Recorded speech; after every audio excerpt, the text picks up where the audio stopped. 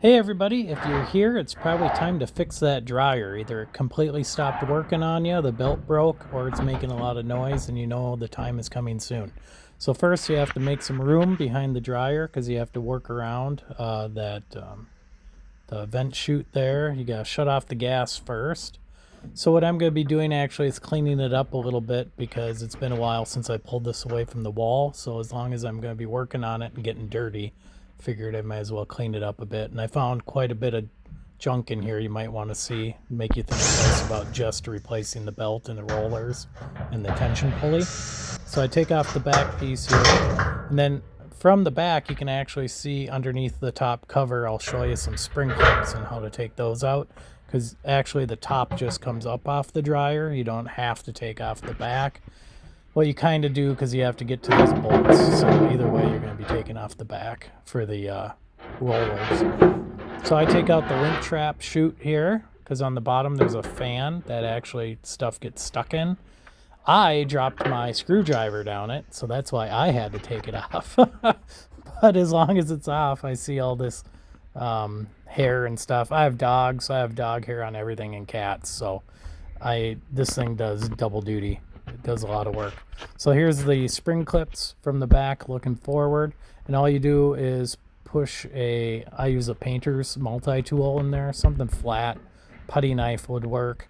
And there we go. All you can see is the fan. And on the bottom, all that is metal bobby pins, screwdriver bit,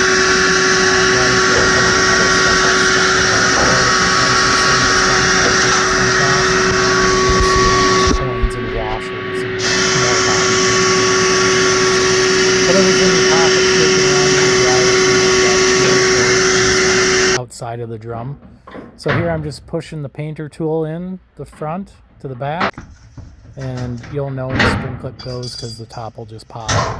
And there's clips in the back there that hold it up. You still might want to prop it up, have it closer to the wall, so when you tilt it, it just sits. Here's the belt. The belt was pretty frayed, so I got a kit that you should not get. I'll show you what kit that is in a minute. I got the wrong one. Well, they said it was the right one. Next time I'm going OEM parts. I'm not just going to buy whatever one's cheapest because my rollers didn't fit and my tension pulley was too tight. So take off the clips of the front here, unclip the wire, and it'll just fall away from the dryer. And then get this out of the way. It's pretty heavy. See all the coins down there? That's all the money you've been missing. So I'll close the door, get that out of the way, and then we can kind of see the guts of this thing. Difficulty of this job, I don't know, 5 out of 10. It's not that hard, but I fix a lot of things, and in terms of things I want to fix, have to fix, this isn't too bad. So here's all the change. Look at that. Actually make some money doing this. Have some brad nails there too, a whole clip of them. And here's the tension pulley.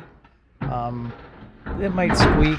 It's on a roller. It doesn't have bearings, but hair and stuff can get stuck in there. I end up just cleaning mine out, and I do use the new one, but it's pretty tight. You'll see it when I put it in. So what I do, you can just actually lift the barrel drum out of there, take it out, and then take the belt off. Just remember, take pictures of how the belt goes around the pulley, because when you take it out, take it apart, and you're putting it back together, you're going to be like, how did that go? So either save a video from this phone, save the picture, or take a picture before you take it apart. So here's the roller pulleys. This is the problem. This is where my squeak was coming from. So you can try to give it a good spin here. You notice it doesn't spin very good. There's a lot of hair wrapped around in there. It just rolls around on the metal bolt.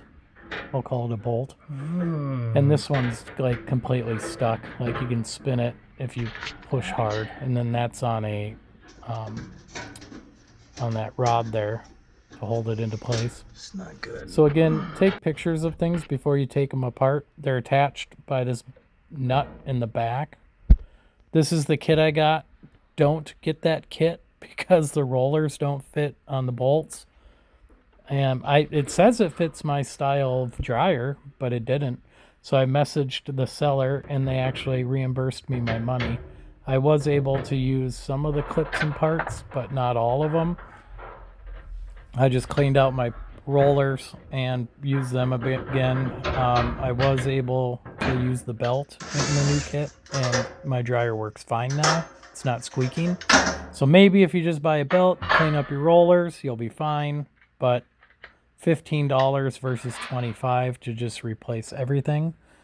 Unless you're like me and you went with the cheap kit, I'm going to have to take it apart anyway and redo the rollers. But I don't know that till I take it all apart, take all the clips off, get the rollers off the bolts, try to put on the new ones, and they didn't fit.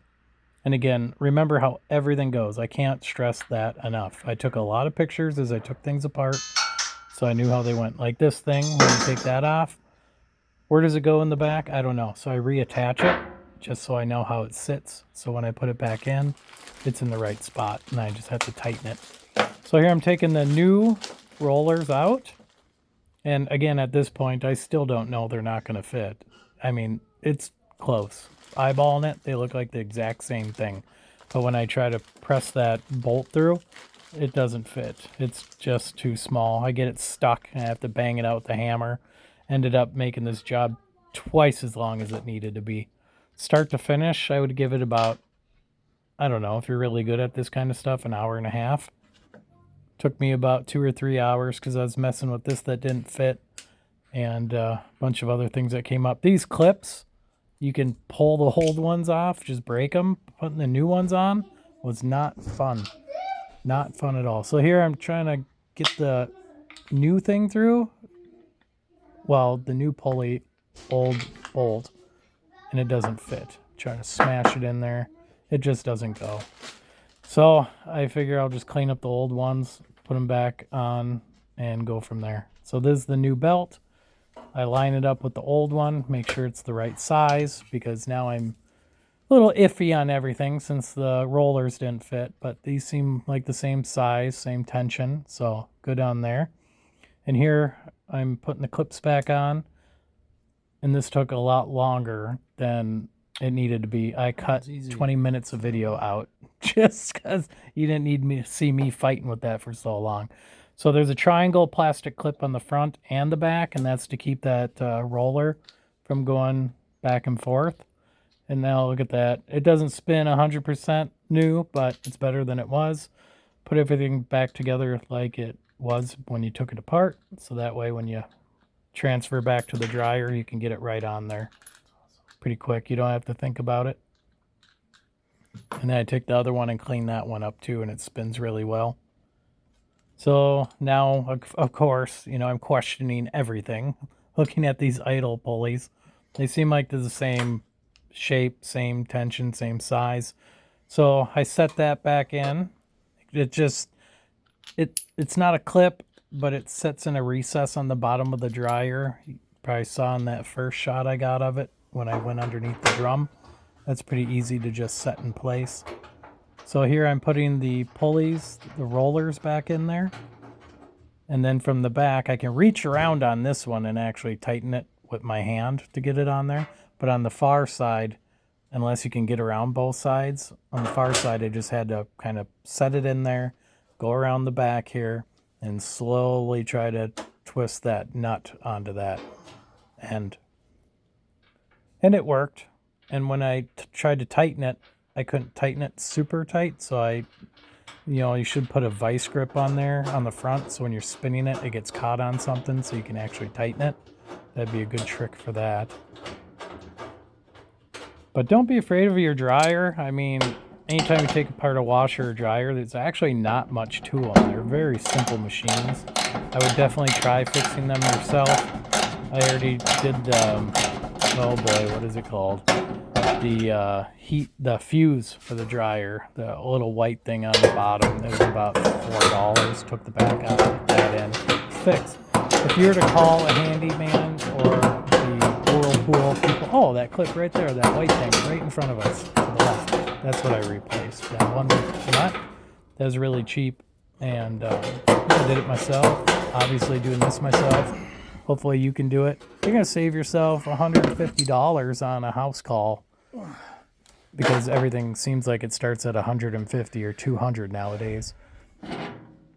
So now that roller is rolling good. That one's rolling good. Now I think it's just time to put everything back together. I have to put that one rod back on and then the heat shield. The heat shield's easy. It just sets right into place and it's 3 screws. And the screws are different sizes. The smaller ones are in the back, larger ones, they're just kind of sporadic. So make sure when you take them out, you kind of remember where they went. So I'm just checking it out, making sure that everything's going to be running smooth because you'd hate to put all this back together and then it starts squeaking again. But at some point I'm going to have to actually get new rollers. My rubber on mine, the plastic, isn't in bad shape, so I wasn't too scared about reusing them. So I put that stand back up, putting the heat shield back in place.